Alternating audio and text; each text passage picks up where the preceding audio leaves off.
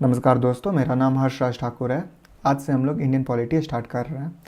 Indian polity काफ़ी मोटी book है और यूपीएससी की स्टूडेंट, यूपीएससी एस्पिरेंट्स या फिर एसएससी एस्पिरेंट्स, कोई भी है जो जनरल नॉलेज वाली एग्ज़ाम्स को लिखते हैं, है ना, जीएस वाले एग्ज़ाम को लिखते हैं, उन लोगों को इंडियन पॉलिटी पढ़ना अनिवार्य हो जाता है। इंडियन पॉलिटी आप अगर देखोगे, एसएससी की तैयारी कर रहे हो या फिर नॉर्मल कोई भी छोटी मोटी एग्जाम कर रहे हो तो पॉलिटी से रिलेटेड क्वेश्चंस आ जाता है। इस तरीके के क्वेश्चंस को डील करने के लिए आपको लाइफ में एक ना एक बार इंडियन पॉलिटी पढ़ना पड़ेगा। ठीक है फ्रेंड्स, काफ़ी लोग लाखों की कोचिंग्स में जा कर के ये बुक्स पढ़ते हैं जो कि फ्री ऑफ कॉस्ट आपको यूट्यूब में मिल जाएगी। यहाँ पर मैं बाकायदा लाइन बाय लाइन ये इंडियन पॉलिटी की बुक पढ़ने वाला हूँ और आपको समझाने वाला हूँ। आपको एकदम अच्छे से मैं कोशिश करूँगा कि डील कर दूँ ये बुक और आपको कहीं जाने की ज़रूरत ना पड़े। ठीक है, तो इसके लिए आपको क्या करना है फ्रेंड्स, जो ये न्यू एडिशन है, 6th रिवाइज्ड एडिशन, ये बुक अपने पास आपको हार्ड कॉपी रखना पड़ेगा। और जैसे जैसे मैं ये बुक्स पढ़ रहा हूँ उसके साथ साथ आपको भी अपने पास ये हार्ड कॉपी रखना पड़ेगा। ठीक है फ्रेंड्स, और बाकायदा आपके पास अगर इसका ओल्ड वर्जन भी है तो भी कोई दिक्कत नहीं है। आप ओल्ड वर्जन और ये न्यू वर्जन में कोई ज़्यादा फर्क नहीं है, अब दोनों मतलब कंपेरेबल है और आप दोनों को अच्छे से हम लोग समझ सकते हैं। तो आप जो भी मैं लाइन बाय लाइन पढ़ करके बता रहा हूँ, आपको बाकायदा उस चीज़ को सीखना है। यहाँ पर आपको नोट्स बनाने की कोई ज़रूरत नहीं है। इंडियन पॉलिटी की जो बुक है काफ़ी लेंदी है, अगर आप नोट्स बनाओगे तो आपका बहुत सारा टाइम वेस्ट होगा। ऐसे मेरे टीचर्स, जब मैं उनसे पढ़ता था तो उन्होंने मुझे ये फीडबैक दिया था जो कि काफ़ी अच्छा फीडबैक था। सो फ्रेंड्स, अभी आप लोगों को क्या करना है, इंडियन पॉलिटी की बुक खोल के रख लेंगे अपने पास और आप बाकायदा इसकी जो भी आपको पॉइंट्स, जो इंपॉर्टेंट पॉइंट्स लगे तो आपको उसको हाईलाइट करना है। तो फ्रेंड्स, अभी मैं इस वीडियो में द कंपनी रूल 1773 टू 1858 पढ़ाऊँगा, उसके बाद हम लोग क्राउन रूल पढ़ेंगे। ठीक है, तो हिस्टोरिकल बैकग्राउंड जो है हम लोग स्टार्ट करते हैं चैप्टर 1। सो आई होप आपने बुक खोल लिया होगा, M Lakshmikanth, Indian polity. So Britishers India में आए थे कब? 1608 में as a traders. Okay friends, Britishers जो थे इंडिया में एज अ ट्रेडर्स आए थे 1608 में in the form of East India company. तो as a East India company के नाम पे ब्रिटिशर्स आए थे इंडिया में। उसके बाद क्या प्रॉब्लम क्या हुआ था? बहुत सारा प्रॉब्लम हुआ था। कैसे हम लोग आज़ादी लिए, ये सारा चीज़ हम लोग अभी देखते हैं। ठीक है, तो उनका क्या एक एक्सक्लूसिव राइट था इंडिया के ऊपर में कि हाँ, हम लोग यहाँ से जा रहे हैं एक्सक्लूसिव राइट लेकर के कि हमें एक ट्रेड करना है। एक्सक्लूसिव राइट मतलब फ्रेंड्स समझ जाइए कि वहाँ की जो महारानी थी क्वीन एलिजाबेथ, उसने इन ब्रिटिशर्स को एक ईस्ट इंडिया कंपनी के जो ऑनर, समझ जाइए काइंड ऑफ ऑनर, या फिर ईस्ट इंडिया कंपनी के जो टीम थे उन लोगों को एक राइट दे दिया, जाओ तुम भाई इंडिया में जाकर के ट्रेड करो और कोई नहीं आएगा, तुम लोग जाओ। तो ये चार्टर्ड कब इशू किया गया था? 1600 में। ठीक है, अब 1765 में जो कंपनी की रूल जो चल रही थी ना, तो वो एक्चुअली में मतलब अप टू 1765, 1600 से लेकर के अप टू 1765 अगर बात किया जाए तो जो कंपनी की रूल जो चल रही थी वो एक प्योरली ट्रेडिंग कंपनी थी। लेकिन 1765 के बाद चीज़ें बदल जाती है। ठीक है, चीज़ें क्यों बदल जाती है फ्रेंड्स? ब्रिटिश जो ईस्ट इंडिया कंपनी थी, ब्रिटिश की जो ईस्ट इंडिया कंपनी थी वो काफ़ी ज़्यादा स्ट्रांग हो जाती है और इनको मिल जाती है दीवानी राइट्स। ठीक है, दीवानी राइट्स मतलब एक टैक्स कलेक्ट करने का एक राइट हो जाता है। ठीक है, मतलब दीवानी को आप सिंपली बोल सकते हैं राइट और रेवेन्यू अब ये लोग कलेक्ट कर सकते हैं। ठीक है, और सिविल जस्टिस, लोगों को जस्टिस दे सकते हैं। तो ये ब्रिटिशर्स अब जस्टिस देने के लायक बन गए, ऐसा इनके अनुसार था। ठीक है, लेकिन सर्टेन एरियाज में क्या आ जाता है? बंगाल, बिहार एंड उड़ीसा। ठीक है, अब यहाँ पर पॉइंट 1 लिखा है, तो आप एम लक्ष्मीकांत के पीछे में जो बैकग्राउंड, जो लास्ट में नोट्स एंड रेफरेंस रहता है, वहाँ पर जाकर के आप पढ़ सकते हो। तो ये पॉइंट 1 में क्या था? तो जो मुगल एम्परर था ना, शाह आलम, वही राइट्स दिया था दीवानी का to a company after its victory in the battle of Buxar. Friends, battle of Buxar, battle of Plassey हम लोग सारे डील करेंगे स्पेक्ट्रम के बुक में। अभी हम लोग इंडियन पॉलिटी पढ़ रहे हैं तो हिस्ट्री में हम लोग को ज़्यादा डेप्थ में नहीं जाना। आप समझ जाइए एक युद्ध हुआ था 1764 में, जिसमें उस समय मुगल एम्परर कौन था? शाह आलम था। तो वो शाह आलम वो युद्ध को हार जाता और उसने दीवानी दे दिया कंपनी को इसके बदले में। ठीक है, तो उन दोनों के बीच में ब्रिटिशर्स और मुगल एम्परर के बीच में समझौता हुआ और उसने क्या किया? दीवानी दे दिया। ठीक है, दीवानी राइट्स दे दिया, चलो ठीक है मैं तुम्हें 3 जगह की दीवानी देता हूं। और वो कौन सा 3 जगह था friends? It was just Bengal, Bihar and Orissa. So इस तरीका से आप देख सकते हो ब्रिटिश ईस्ट इंडिया कंपनी थी, जो ईस्ट इंडिया कंपनी जिसको जनरली बोला जाता है, अपना एक करियर स्टार्ट किया टेरिटोरियल पावर से, ठीक है, टेरिटोरियल पावर मतलब जमीन वगैरह अब इनके पास अब आ गया। फिर 1858 में क्या होता है ना, सिपॉय म्यूटिनी होता है। आपने मूवी देखा ही होगा मंगल पांडे, रानी लक्ष्मीबाई 1857 के तहत में बहुत ज़्यादा जागरूक हो जाते हैं और इन्होंने युद्ध छेड़ दिया था परेशान होकर के ब्रिटिशर से। इसका बहुत सारा कारण था। सिपॉय म्यूटिनी का एक्चुअली कारण हम सब जानते हैं, काऊ और पिग वाला जो कारण हुआ था, जो काऊ और पिग के जो चमड़ी से जो कार्टिजेस वगैरह बनाए जाते थे, तो उसका हम लोग काफ़ी विरोध किए थे। लेकिन ब्रिटिशर्स माने नहीं और वो इंडियन सोल्जर्स जो कि रिक्रूट हुए थे ब्रिटिश आर्मी में, तो उन लोगों को एक्चुअली बोला गया कि आपको ये कार्टिजेस अपने मुंह से एक्चुअली खींचना पड़ता है। तो अब ये काऊ और जो पिग थी, ये इंडियन कल्चर्स के लिए काऊ तो एक्चुअली इंडियन मतलब काऊ को शुद्ध माना जाता था इंडियन कल्चर्स में, एंड पिग के लिए अलग क्राइटेरियाज हुआ करता था। तो ये सारा चीज क्राइटेरिया को लेकर के इंडियन कल्चर्स एग्री नहीं था, तो इसके कारण सिपाही म्यूटिनी हुआ था। फ्रेंड्स, आप लोग सब इन सब चीज को समझ सकते हो, ठीक है। ये बहुत सिंपल सा बात है, यहां तक आपने आई होप समझ लिया होगा। अब क्या होता है 1857 में जो युद्ध हुआ था, तो अब जाकर के ये युद्ध है ना एक्चुअली में बहुत विकराल युद्ध था, बहुत ज्यादा तबाही हुई थी, लेकिन फिर भी ब्रिटिशर्स इस युद्ध में जीतते हैं। 1858 में ब्रिटिश क्राउन जो था वो डायरेक्ट रिस्पॉन्सिबिलिटी ले लेता है। अभी हालांकि 1858 से पहले क्राउन का रिस्पॉन्सिबिलिटी नहीं हुआ करता था, एज अ प्राइवेट बॉडी आकर के यहाँ पे रूल कर रहा था, समझ जाइए। अब क्या होता है ना कि जो ब्रिटिश की जो महारानी जो एज अ मीन्स क्वीन जो थी, उसने अब डायरेक्ट रिस्पॉन्सिबिलिटी ले लिया कि हाँ मुझे अब टेक ओवर करना और हम लोग इसको रूल करेंगे इनडायरेक्टली। ओके, मतलब डायरेक्टली रिस्पॉन्सिबिलिटी लेकर के अब ये लोग रूल करेंगे, ठीक है। गवर्नमेंट अब इंडिया में गवर्नमेंट लाया जाएगा, गवर्नेंस अब इंडिया को भी मतलब गवर्नमेंट टाइप से चलाया जाएगा। तो इस तरीके की बात की गई थी 1858 में। अब दिस जो ये रूल था 1858 वाला, ये कब तक चलता है? ये 15 अगस्त 1947 तक चलता है, ठीक है। अब 15 अगस्त 1947 में इंडिया को इंडिपेंडेंस मिल जाता है, ठीक है। और धीरे धीरे इंडिया को अपना एक कॉन्स्टिट्यूशन मिल जाता है। कॉन्स्टिट्यूशन मतलब इंडिया में रूल्स रेगुलेशंस लागू हो जाता है कि किस तरीके से अब यहाँ के लोग लॉ को फॉलो करेंगे। तो with the independence came the need for the constitution. जैसे कि इंडिपेंडेंस होने की बात थी, तो हम लोग ने सोचा था कि हमारा कॉन्स्टिट्यूशन भी होना चाहिए। कॉन्स्टिट्यूशन को हिंदी में हम लोग बोलते हैं भारत का संविधान। तो अब कॉन्स्टिट्यूशन तो एक हलवा सा चीज नहीं ना है, एक बहुत बड़ा चीज है। तो इसके लिए एक टीम बनाई जाती है, तो इसीलिए एक कॉन्स्टिट्यूएंट असेंबली बनाया गया। बहुत बड़ा एक हॉल है कॉन्स्टिट्यूएंट असेंबली, वहां पर लोग बैठ करके इन सब चीज के ऊपर में डिस्कशन करेंगे। ऐसा एक प्रपोजल लाया गया था, ठीक है, फॉर दिस पर्पज इन 1946। अब 26 जनवरी 1950 में हमारा कॉन्स्टिट्यूशन लागू कर दिया जाता है, ठीक है friends. On 26 January 1950 constitution came into being. Actually constitution बन करके तैयार हो जाता है नवंबर में ही फ्रेंड्स, ठीक है। कॉन्स्टिट्यूशन हमारा जो रेडी हो जाता है नवंबर में ही हो जाता है रेडी, बट इनको हम लोग लागू करवाते हैं 26 जनवरी। 26 जनवरी इंडिया के इतिहास के लिए काफी इंपॉर्टेंट डेट था, इसीलिए इस दिन ही इसको लागू कराया गया था।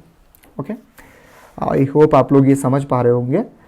अब देखिए क्या होता है ना, अब यहां पर however various features of the Indian constitution and polity have their roots in the British rule. अब क्या है, बातें मैं अगर बताऊं, हमारा जो इंडियन कॉन्स्टिट्यूशन है ना, उसमें आप देखोगे कि काफी ब्रिटिशर्स रूल्स को भी अपनाया गया। यहां तक ब्रिटिशर्स रूल को ही नहीं, और भी डिफरेंट कंट्री के रूल को हम लोग ने अपनाया था। ओके फ्रेंड्स, तो दिस इवेंट्स हैव ग्रेटली, अगर जैसे कि यहां पर आप क्लियरली बुक्स में आप देख सकते हो, अगर बुक आप मेरे साथ पढ़ रहे होगे तो आपको यहां तक सारे पॉइंट्स आपको समझ में आ रही होगी, ठीक है। Though there were certain events in the British rule that laid down the legal framework for the organization and the functioning of the government and administration in British India. जैसे कि बताया जाता है कि आप समझ जाओ कि ब्रिटिश इंडिया जब यहाँ पे रूल कर रही थी, तो उनकी हम लोग कुछ गवर्नेंस को फॉलो कर रहे थे। तो वही सारा गवर्नेंस हम लोग एक तो हटा नहीं सकते हैं, तो उसका बहुत सारा मेजोरिटी रूल्स को हम लोग यूज किए, ठीक है। तो अब इनका जो भी रूल्स रेगुलेशन था, तो हमारा कॉन्स्टिट्यूशन हमारा पॉलिटी को ग्रेटली इन्फ्लुएंस किया था। तो अब इन सब चीज को पढ़ने के लिए हम लोग को दो पार्ट में इस बुक को पढ़ना है। एक्चुअली पहले चैप्टर जो हिस्टोरिकल बैकग्राउंड है, इस चैप्टर को पढ़ना है, company rule 1773 to 1858 and the crown rule 1858 से लेकर के 1947। तो अब स्टार्ट करते हैं हम लोग the crown rule. So we are just going to start the crown rule. Okay friends, it's कब से कब हुआ था? 1773 टू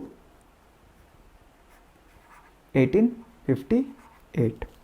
ओके, सो अब कंपनी रूल को पढ़ना है तो उसके लिए हम लोग को रेगुलेटिंग एक्ट को जानना पड़ेगा। ठीक है, रेगुलेटिंग एक्ट कब आया था? 1773 में आया था। अब समझ जाइए फ्रेंड्स, ये रेगुलेटिंग एक्ट है क्या? तो एक्चुअली ये पहला एक स्टेप था लाइक करप्शंस को रोकने के लिए, ब्रिटिश गवर्नमेंट का करप्शंस को रोकने के लिए एक पहला स्टेप उठाया गया था, रेगुलेटिंग एक्ट ऑफ 1773। करप्शन को किस तरीके से रोकने का बात किया गया? जैसे कि अब यहां पर इंडिया में ब्रिटिश गवर्नमेंट ट्रेड कर रहा है, ठीक है, ब्रिटिश गवर्नमेंट के द्वारा जो भेजा गया प्राइवेट कंपनी वो ट्रेड कर रहा है, उसके बदले में इन प्राइवेट कंपनियों को ब्रिटिश गवर्नमेंट को टैक्स पे करना पड़ता है। ठीक है, certain amounts of a tax. लेकिन होता क्या है, अचानक से कंपनी गरीब हो जाता है, कंपनी के लोगों के पास, ब्रिटिशर्स के पास बढ़ बढ़ के पैसा है, बट कंपनी के पास पैसा नहीं है। ये क्यों? ये कैसे हुआ? क्योंकि कंपनी में करप्शन होना स्टार्ट हो जाता है। लोग जो ब्रिटिश ईस्ट इंडिया कंपनी के जो एम्प्लॉयज थे वो लोग करप्ट हो गए और वो लोग यहाँ पर आकर के अपना फायदा देखने लगे और अपना पॉकेट भरने लगे। कंपनी के पास कुछ पैसा जाता ही नहीं था, कंपनी के नाम पे ये लोग काम तो कर रहे थे लेकिन कंपनी के अंदर में फंड नहीं आ रहा था। और ये लोग अचानक से लोन मांग लेते हैं, किनसे? ब्रिटिश गवर्नमेंट से, कि हमें टैक्स पे करने के लिए हमें कुछ अमाउंट ऑफ लोन चाहिए। तो ब्रिटिश गवर्नमेंट शॉक हो जाता है, आप लोग के पास तो काफी पैसा है, एक एक एम्प्लॉय अमीर है, लेकिन आप कंपनी में पैसा क्यों नहीं आ रहा है? तो ब्रिटिश गवर्नमेंट समझ जाता है कि हाँ, इन लोग कुछ ना कुछ घपला कर रहे हैं। उन सब चीज को रोकने के लिए यहां पर रेगुलेटिंग एक्ट लाया गया था। ठीक है, सो इनको हम लोग पहला स्टेप बोलते हैं, ब्रिटिश गवर्नमेंट को कंट्रोल और रेगुलेट करने के लिए ईस्ट इंडिया कंपनी का अफेयर्स, जो भी ईस्ट इंडिया कंपनी में काम वगैरह हो रहा है उन सबको रेगुलेट करने के लिए ये एक्ट लाया गया था। तो ये पहली बार इसको रिकॉग्नाइज किया गया था, political and administrative function of the company. ठीक है, it recognise for the first time political and administrative function of the company. तो ये पॉइंट्स आपको याद रखना है कि सबसे पहले बार रिकॉग्नाइज्ड कब किया गया था ईस्ट इंडिया कंपनी को, पॉलिटिकल और administrative function of the company. तो ये हमारा रेगुलेटिंग एक्ट 1773 में किया गया था। ठीक है, अब it led the foundation of the central administration in India. ठीक है, तो पहला मतलब आपको तीनों पॉइंट्स क्लियर होना चाहिए। पहला, कंट्रोल और रेगुलेट करने के लिए। दूसरा बात मतलब इसको सबसे पहली बार रिकॉग्नाइजेशन दिया गया था पॉलिटिकल एंड एडमिनिस्ट्रेटिव फंक्शन का। और तीसरा क्या हो गया था, फाउंडेशंस रखा गया था, सेंट्रल एडमिनिस्ट्रेशन इन इंडिया। अब ये foundation central administration in India क्या है आपको आगे में समझ में आएगी, सारा चीज आपको आगे में समझ में आएगा फ्रेंड्स, बट आपको थोड़ा सा पेशेंस रखना है, हर चीज आपका क्लियर होगा। ओके, सो अब हम लोग पढ़ रहे हैं the features of this act were as follow. तो देखिए friends, it designated the governor of Bengal as the governor general of Bengal. ठीक है, तो पहले एक लाइक अलग अलग प्रोविंसेस की गवर्नर हुआ करता था। प्रोविंसेस का मतलब हो गया फ्रेंड्स, आज के जैसे कि हम लोग एक एक पर्टिकुलर इंडिया में तकरीबन 28 स्टेट्स है, और इंडिया में 28 स्टेट्स ही हैं, तो हर एक स्टेट्स को हम लोग उस समय प्रोविंस बोला करते थे। तो उसी तरीके से बंगाल भी एक प्रोविंस हुआ करता था। तो तकरीबन जो जो इंपॉर्टेंट प्रोविंसेस हुआ करते थे वहाँ पे जो भी मतलब ब्रिटिश के एम्प्लॉय जो गवर्नर हुआ करते थे उनको हम लोग गवर्नर ऑफ बंगाल बोला करते थे। ठीक है, governor of Bengal, governor of Madras, इस तरीके से हम लोग बोला करते थे। लेकिन अब क्या किया गया, गवर्नर ऑफ बंगाल का जो डेजिग्नेशन था उसको अब गवर्नर जनरल ऑफ बंगाल बोल दिया गया, अच्छा खासा पावर के साथ। और एक एग्जीक्यूटिव काउंसिल बनाया गया जिसमें 4 मेंबर्स बैठते हैं, 4 मेंबर बैठेंगे और उसको हेल्प करेंगे, असिस्ट करेंगे। The first such governor general, जो पहला गवर्नर जनरल था फ्रेंड्स, लॉर्ड वारेन हेस्टिंग। ठीक है, so lord Warren Hasting was the first governor general of Bengal. और आपसे ये पूछा भी जा सकता है, who was the last governor of Bengal? तो last governor was the same lord Warren Hasting, and first governor general Bengal was also the same lord Warren Hasting. अब यहां पर हम लोग दूसरी पॉइंट्स में अगर देखते हैं, it made the governor of a Bombay and Madras presidency, इनको सब ऑर्डिनेट्स बना दिया गया, मतलब उनके नीचे रहेंगे। किनके नीचे रहेंगे? गवर्नर जनरल ऑफ बंगाल के ये लोग नीचे रहेंगे। ठीक है, पहले मतलब ऐसा नहीं था, सभी अभी इन लोगों के पास पहले सभी के पास इक्वल पावर हुआ करता था, लेकिन अब क्या हुआ ना कि गवर्नर जनरल ऑफ बंगाल को ज्यादा पावरफुल कर दिया गया, जो कि मतलब एक सेंट्रल एडमिनिस्ट्रेशन इंडिया में लाने की बात की गई है। तो सेंट्रल एडमिनिस्ट्रेशन जैसे कि आज की जो रूल चल रही है जिसमें प्राइम मिनिस्टर के पास ज्यादा पावर है, ठीक है, as compare to chief minister, तो उसी तरीके से गवर्नर जनरल समझ जाइए उस समय का गवर्नर जनरल ऑफ बंगाल उस समय का प्राइम मिनिस्टर हुआ करता था। ओके, अब क्या करते हैं हम लोग, जैसे कि अब हम लोग थर्ड पॉइंट्स पे देखते हैं। It provided for the establishment of the supreme court. Supreme court Kolkata में लाया गया 1774 में। तो सुप्रीम कोर्ट का एस्टेब्लिशमेंट कब हुआ था? 1774 में हुआ था। ठीक है, जिसमें 1 चीफ जस्टिस थे और 3 अदर जजेस। ठीक है, अभी इंडिया में total 33 chief justice of India है। ठीक है, अब आगे हम लोग देखते हैं fourth point. It prohibited the servant of the company from engaging in any private trade. अब इन लोगों को पूरी तरीके से प्रोहिबिशन लगाया गया कि हाँ, आप लोग अपना खुद का प्राइवेट ट्रेड नहीं करोगे, कंपनी के बिहाफ में आप करप्शन करो, लेकिन खुद के लिए आपको कोई करप्शन नहीं करना, कोई भी ब्राइब्स नहीं लेना। ठीक है, किसी भी नेटिव से, आस पड़ोस से आपको किसी तरीके का करप्शन नहीं करना है। ठीक है, इन सब करप्शन को रोकने के लिए, क्योंकि देखिए अल्टीमेट गोल ब्रिटिश गवर्नमेंट का क्या था कि उनके पास भी पैसा है। ठीक है, कंपनी चलो ठीक है, रईस हो रहा है तो हो रहा है, लेकिन अल्टीमेटली ब्रिटिश गवर्नमेंट के पास भी तो टैक्स है। अब खुद ब खुद अब यहाँ के जो ब्रिटिश ईस्ट इंडिया कंपनी में जो एम्प्लॉयड लोग हैं वो लोग अपना जेबी बढ़ने लगेंगे, तो कंपनी उसमें क्या होगा, कंपनी गरीब हो जाएगा।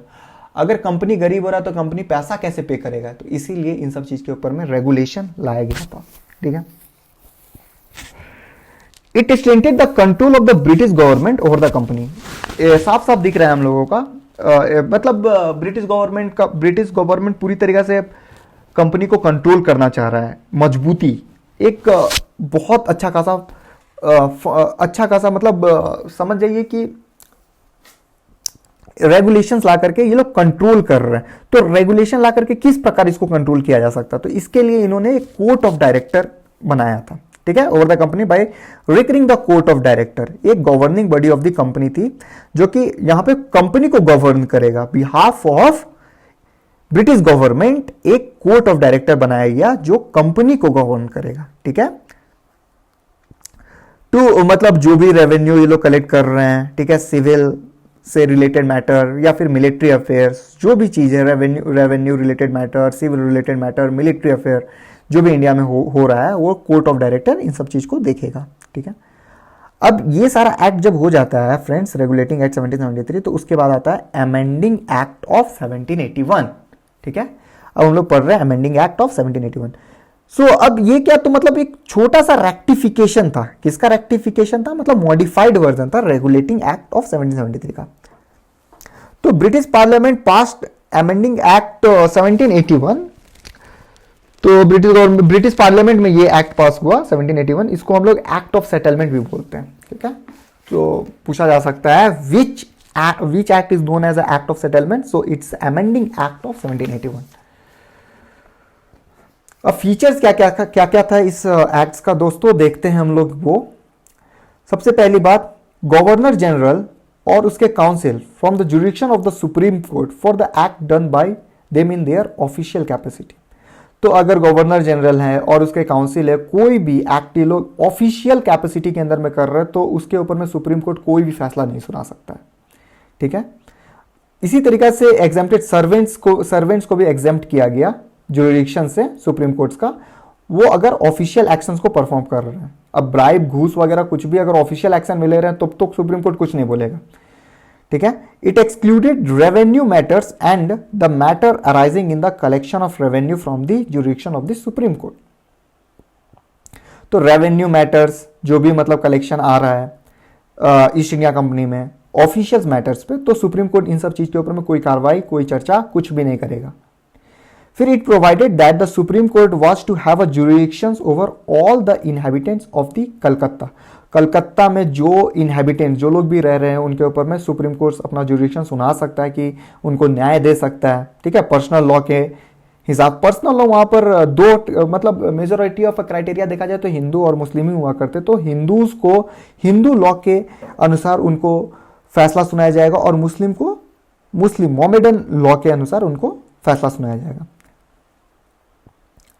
अब क्या होता है, जो भी प्रोविंशियल कोर्ट्स हुआ करते थे, छोटे मोटे जो कोर्ट्स हुआ करते थे, तो it let down that the appeals from the provincial court, तो प्रोविंशियल कोर्ट्स की जो भी अपील्स आती थी तो उसके ऊपर में गवर्नर जनरल फंक्शन लेगा, सुप्रीम कोर्ट नहीं लेगा। आज के डेट में क्या होता है ना, जो भी हम लोगों का अगर मान लीजिए लो कोर्ट हुआ, हाई कोर्ट हुआ, डिस्ट्रिक्ट कोर्ट हुआ, ठीक है, तो डिस्ट्रिक्ट कोर्ट्स में जो फैसला नहीं होता है तो हम लोग कहाँ पे जाते हैं हम लोग, ठीक है, हम लोग स्टेट कोर्ट्स के पास जाते हैं, स्टेट कोर्ट्स में नहीं होता है तो फिर हम लोग हाई कोर्ट्स पे जाते हैं। इस तरीके से एक ऑर्डर बना हुआ है, प्रेफरेंस बना हुआ है, ठीक है। तो लेकिन उस समय मतलब क्या होता था ना कि उस समय अब प्रोविंशियल स्टेट्स कोर्ट जो कि एक स्टेट का कोर्ट है, जैसे कि मान लीजिए अगर दिल्ली का बात किया जाए तो दिल्ली हाई कोर्ट है, ठीक है, और इंडिया के अंदर में सबसे बड़ा कोर्ट कौन सा है, तो सुप्रीम कोर्ट है। तो दिल्ली हाई कोर्ट अगर फैसला सुनाता था तो उसके ऊपर में अगर कोई भी एक्शन, क्रॉस एक्शन लेना तो सुप्रीम कोर्ट उसके ऊपर में एक्शन ले सकता था। लेकिन उस समय के डेट में क्या होता था, प्रोविंशियल कोर्ट्स के ऊपर में जो भी एक्शन लेना पड़ता था वो सुप्रीम कोर्ट नहीं ले सकता था, उसके लिए गवर्नर जनरल काउंसिल रिस्पॉन्सिबल था, ठीक है।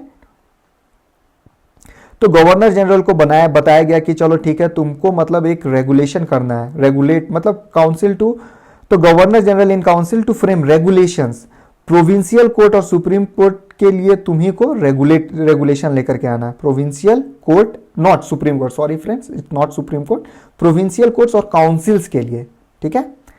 जो हम लोग उसके मेंबर को देखे थे ना, एग्जीक्यूटिव काउंसिल जो बना था 4 मेंबर का, तो उन सब के लिए जो भी रेगुलेशंस बनाना है वो कौन बनाएगा, गवर्नर जनरल इन काउंसिल बनाएगा, ठीक है। इसके बाद आता है पिट्स इंडिया एक्ट। क्या आता है फ्रेंड्स, पिट्स इंडिया एक्ट 1784 की कहानी है ये। तो अब the next important act was the Pitt's India act. Actually ये पिट्स इंडिया एक्ट विलियम पिट्स के नाम पे है, ठीक है, आप नोट्स एंड रेफरेंसेस में देख सकते हो। It was introduce in the British parliament by the prime minister William Pitts. तो विलियम पिट्स के द्वारा इसको ब्रिटिश पार्लियामेंट में इंट्रोड्यूस किया गया था। फीचर्स अगर बात किया जाए इस एक्ट की, तो इसमें it distinguish between commercial and political function of the company. तो कंपनी के पास 2 फंक्शन हुआ करता था, एक कॉमर्शियल फंक्शन, एक पॉलिटिकल फंक्शन, ठीक है।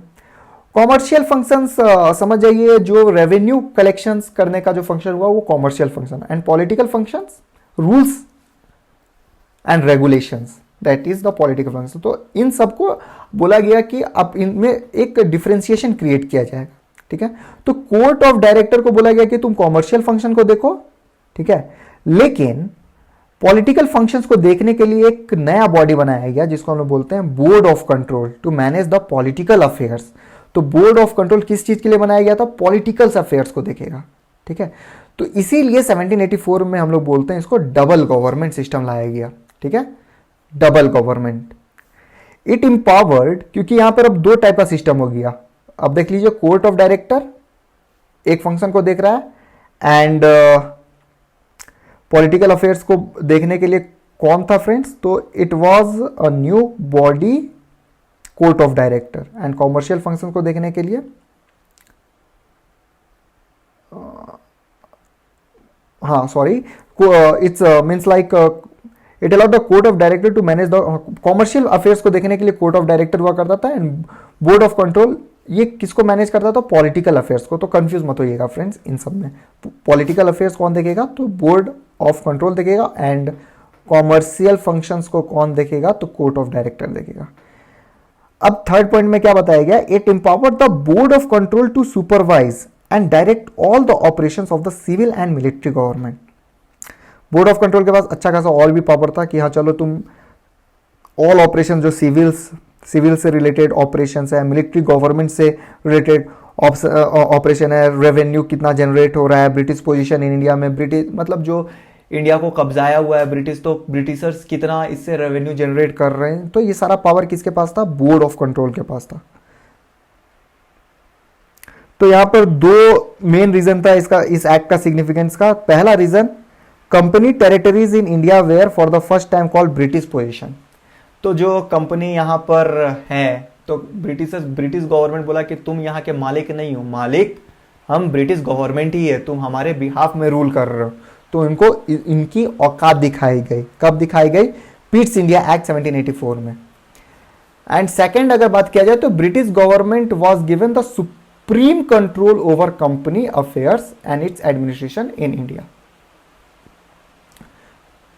तो सुप्रीम कंट्रोल किसको दिया? कंपनी को दिया कि हाँ चलो ठीक है, हम लोगों का जो भी मैटर्स है तुम वहां पर एडमिनिस्टर कर रहे हो इंडिया में हमारे बिहाफ में। तो ये एक्ट हम लोग को सिग्निफिकेंट ये फंक्शन बता देता है। एक्ट ऑफ 1786 का बात किया जाए तो in 1786 Lord Cornwallis was appointed as the governor general of Bengal. Lord Cornwallis एक इंपॉर्टेंट नेम है फ्रेंड्स, इनको याद रखिएगा। आगे हम लोग देखेंगे कि लॉर्ड कॉर्नवालिस क्या क्या किए थे। अब लेकिन लॉर्ड कॉर्नवालिस बोला चलो ठीक है, आप मेरे को गवर्नर जनरल ऑफ बंगाल बनाना चाहते हो तो हमारा भी दो डिमांड है, उस डिमांड को फुलफिल करोगे तो ही हम बनेंगे।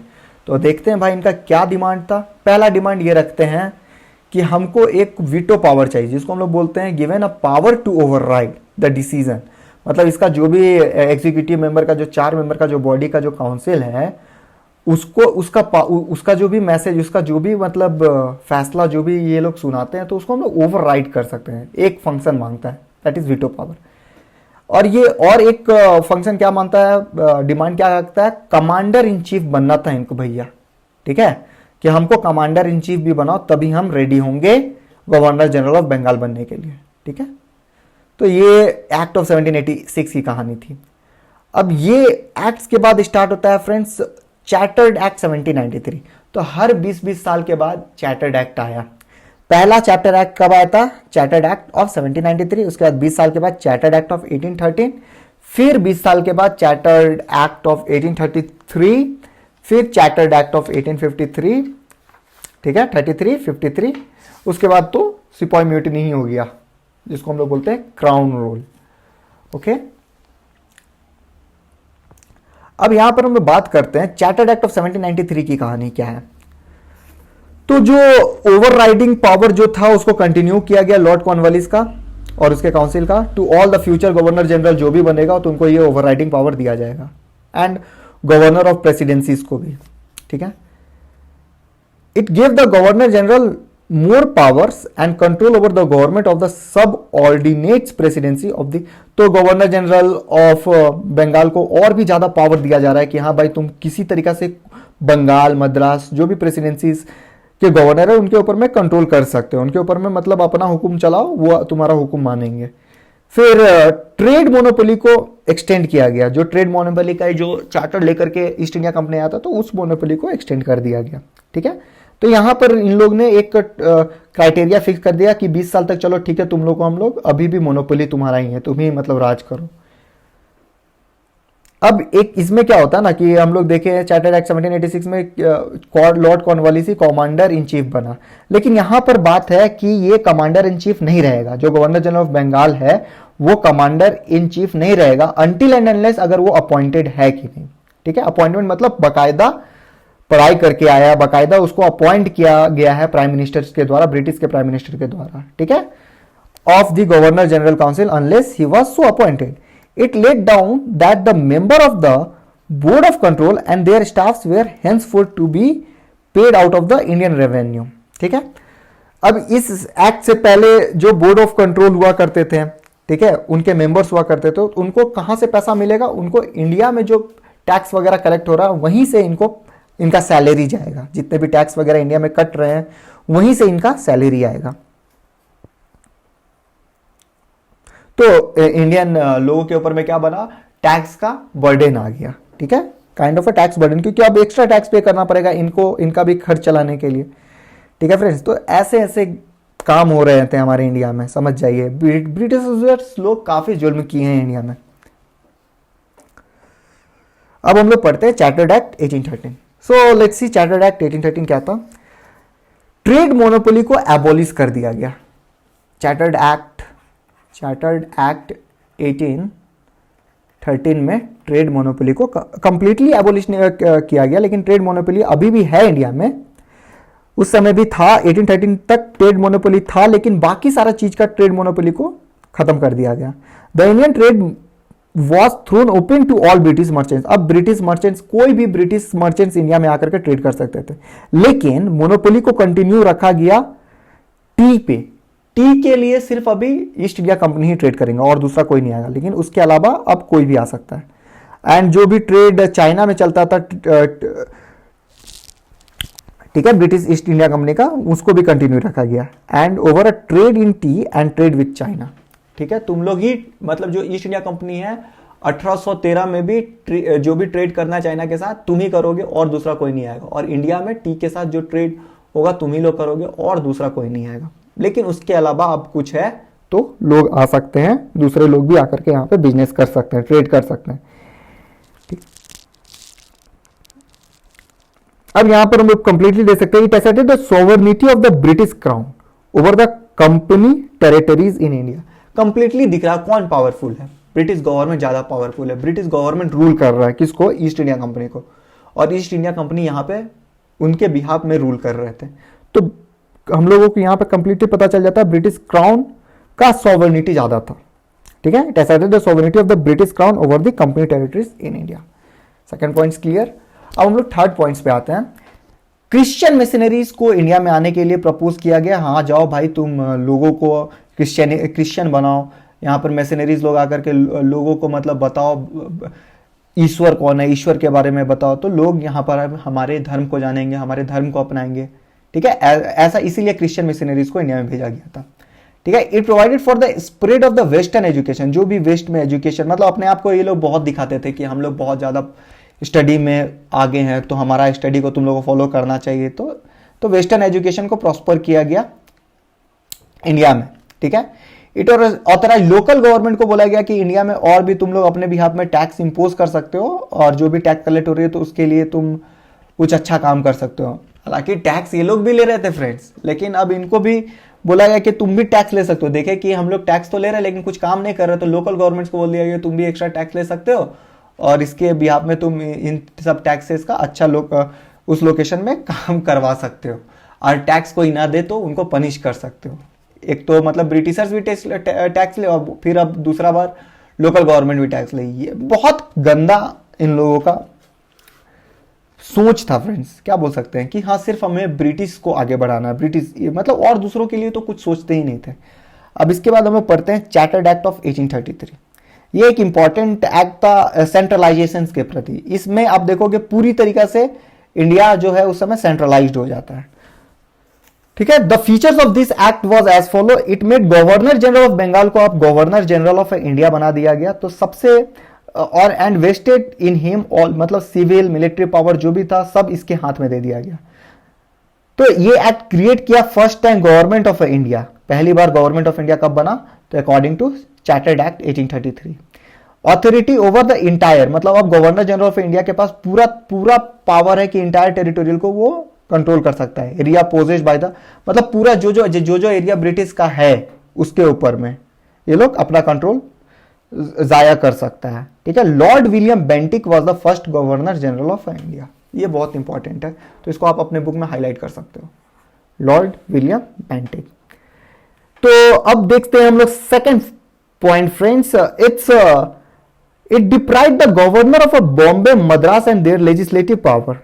अब जो भी मतलब बॉम्बे, मद्रास, उन लोगों का जो भी पावर हुआ करता, लॉ बनाने का पावर था, सब छीन लिया गया। गवर्नर ऑफ जनरल ही अब सब काम कर रहा था। The governor general of India was given exclusive legislative power of the entire British India. तो जो भी लॉ वगैरह बनेगा तो कौन बनाएगा, गवर्नर जनरल ऑफ इंडिया। आगे देखते हैं, law made under the previous act. तो इससे पहले जो लॉ बन रहा था तो उसको हम लोग क्या बोलते थे, रेगुलेशंस। अब लेकिन चार्टर्ड एक्ट 1833 के बाद जो भी एक्ट बनेगा उसको हम लोग क्या बोलेंगे, एक्ट्स बोलेंगे। ठीक है, it ended the activities of East India Company as a commercial body which became a purely administrative body. अब सारा चीज ब्रिटिश गवर्नमेंट ही कर रहे थे, अलग अलग मर्चेंट्स आ रहे थे, तो ईस्ट इंडिया कंपनी का पूरा पावर छीन लिया गया। समझ जाइए, कॉमर्शियल बॉडी का पावर छीन लिया गया, और इनको एक प्योरली एडमिनिस्ट्रेटिव बॉडी बनाया गया। हाँ, तुम यहाँ पर चलो ठीक है, अब ट्रेड के मामले में तुम्हारा मोनोपोली तो चला गया, लेकिन एडमिनिस्ट्रेटिव इंडिया का तुम देख सकते हो। अब यहां पर बताया जा रहा है कि इट प्रोवाइडेड द कंपनी का जितना भी टेरिटरीज इंडिया में लाया गया, कब्जाया गया था, तो वो सारा किसके ट्रस्ट पे, ऑफ हिज मैजेस्टी। तो ब्रिटिश इंग्लैंड के जो महाराजा थे उनके बिहाफ में आप लोग रूल कर रहे हो, ठीक है। आप यहाँ पे चलो ठीक है एडमिनिस्ट्रेटिव फंक्शन को रोल प्ले करो, लेकिन आप उनके बिहाफ में कर रहे हो, आपका कुछ भी नहीं है, ठीक है।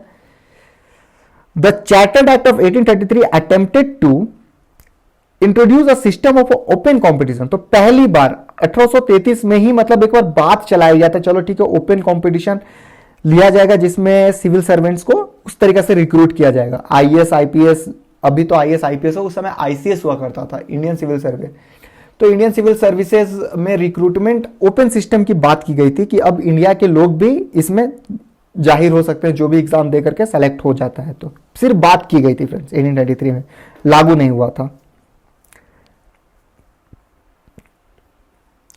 तो मतलब बोला गया कि इंडियंस जो भी है उन लोगों को वंचित नहीं रखा जाएगा अच्छा पावर और अच्छा एम्प्लॉयमेंट से।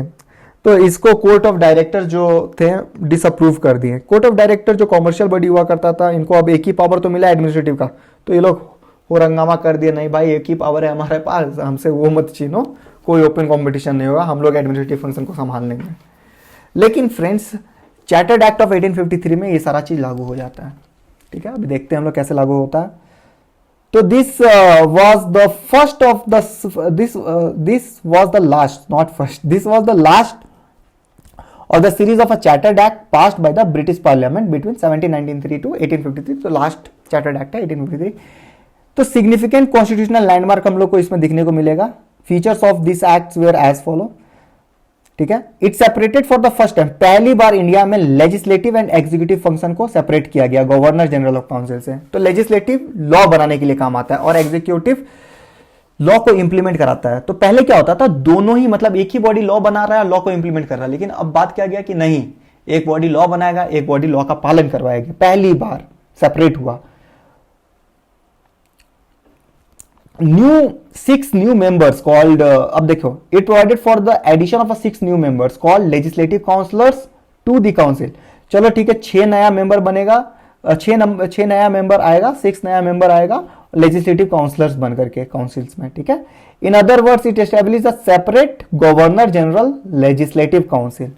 तो गवर्नर जनरल का एक सेपरेट लेजिस्लेटिव काउंसिल बना दिया गया, जिसमें लॉ बनाने के लिए लोगों को आना पड़ेगा, 6 लोगों का जनसंख्या रहेगा, which came to be known as a Indian central legislative council, ठीक है। बाद में इसका नाम as a Indian central legislative council बना, ठीक है। अब इंडियन सेंट्रल लेजिस्लेटिव काउंसिल से समझ जाइए आज का लोक सभा, ठीक है, जो कि हमारे लिए लॉ को इंप्लीमेंट करता है।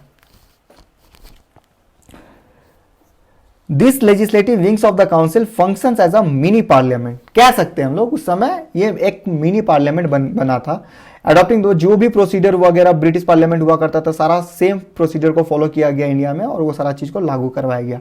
दस the legislation for the first time was treated as the special functions of the government requiring the special machinery and special process.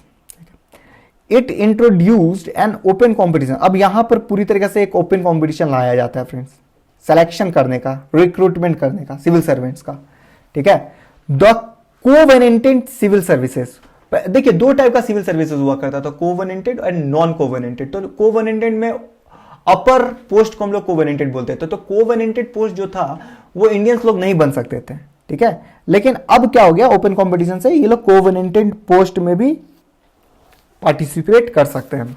Notes and reference में 3rd पॉइंट देखिएगा।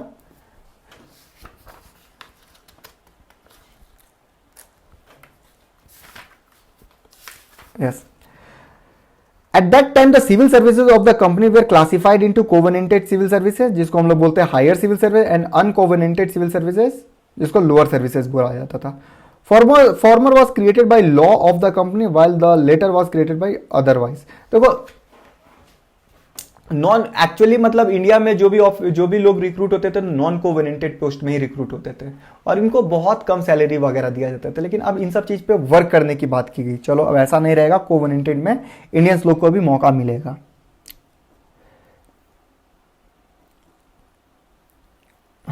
तो देखिए अब बात किया गया ना, thrown open to the Indian also, ये किस तरीके से लाया गया था, मैकले कमेटी के द्वारा। मैकले कमेटी के अंदर में ये सारा चीज को लागू करवाया गया था। The committee on the Indian civil services was appointed in 1854। ठीक है, 1854 में इंडियन सिविल सर्विसेज इसका जो कमेटी है अपॉइंट किया गया था 1854 में, इसके लिए मैकले कमेटी के द्वारा कि हाँ चलो इन सब चीज पे वर्क करवाया जाएगा। अब कंपनी रूल को चलो सर्टेन टाइम्स के लिए it extended the company rule and allowed it to retain the position of Indian territories on the trust for British crown. ठीक है, अभी भी तुम लोग मतलब यहाँ पे रह करके काम वगैरह देख सकते हो, लेकिन तुमको भूलना नहीं है कि ये ब्रिटिश क्राउन के अंडर में तुम लोग काम कर रहे हो। But it did not specify, अब यहाँ पर इन्होंने पहले तो मतलब टाइम बता देते थे 20 साल, 5 साल, 10 साल, अब यहाँ पर कोई टाइम वगैरह नहीं बताया गया था। ठीक है, दिस वॉज क्लियर, मतलब एक काइंड ऑफ इंडिकेशन था कि तुमको कभी भी हटाया जा सकता है कंपनी रूल को इंडिया से। It introduce for the first time local representation in India, पहली बार लोकल रिप्रेजेंटेशन, लोकल लोग को मौका मिला कि हाँ तुम लोग भी आकर के पार्टिसिपेट कर सकते हो, एक काइंड ऑफ मौका ले सकते हो लॉ वगैरह बनाने में। इंडियन सेंट्रल लेजिस्लेटिव काउंसिल में पहली बार इनको लॉ बनाने का मौका मिला, समझो, इंट्रोड्यूस किया गया। Of the 6 new legislative member, हालांकि ये जो भी मतलब इंट्रोड्यूस किया गया, ये लोग ब्रिटिशर्स इतने चालाक थे कि अपने चमचे लोगों को ही लोग रिक्रूट करवाते थे। ठीक है, of the 6 new legislative members of the governor general council, अब ये जो हम लोग देखे कि लेजिस्लेटिव काउंसिल बना उसमें 6 मेंबर का बॉडी था, तो 6 मेंबर का बॉडी में 4 मेंबर जो थे उनको लोकली प्रोविंशियल गवर्नमेंट जो मद्रास, बॉम्बे, बंगाल एंड आगरा से लाया गया था। ठीक है, 4 मेंबर्स को अपॉइंट कहां से किया गया था, तो आपको पता होना चाहिए मद्रास, बॉम्बे, बंगाल एंड आगरा। ये तो यहां तक थी फ्रेंड्स कंपनी रूल। अब इसके बाद से हम लोग सिपाही म्यूटनी वगैरह स्टार्ट करेंगे, that is the crown rule 1858-1947। और thank you so much friends इतने पेशेंस से मेरी बातों को सुनने के लिए। मैं अभी इस टीचिंग फील्ड्स में थोड़ा न्यू हूँ, धीरे धीरे आपके साथ एडजस्ट हो जाऊँगा। हालांकि नॉलेज मेरे को पूरी है, तो आपको कहीं पे भी डाउट होती है तो आप मेरे को कमेंट करके बता सकते हो, एनी डाउट, ताकि ये काइंड ऑफ फीडबैक मेरे को काम करेगा और मैं आपका अच्छे से हेल्प कर पाऊंगा इन सब चीज़ पे। ओके फ्रेंड्स, आई होप आप लोगों को मज़ा आया। तो हम हर दिन आपको ये लेक्चर्स मिलेगी, आप कंटिन्यू रहिएगा मेरे साथ। तो आज हमने एक लेक्चर्स को कंप्लीट करा, तो इसी तरीके से हम लोग नेक्स्ट लेक्चर्स को देखेंगे। Thank you very much friends.